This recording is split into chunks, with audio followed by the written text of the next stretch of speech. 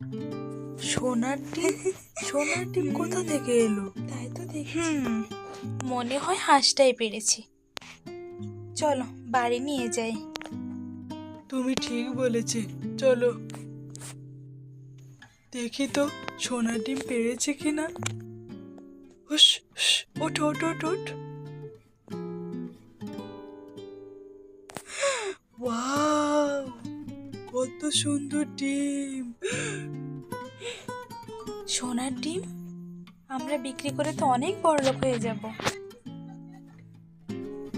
এটা তোমার জন্য, দেখো তো পছন্দ হয়েছে কিনা। ওয়াও, খুব সুন্দর, খুব সুন্দর হয়েছে। আমি খুব খুশি হয়েছি।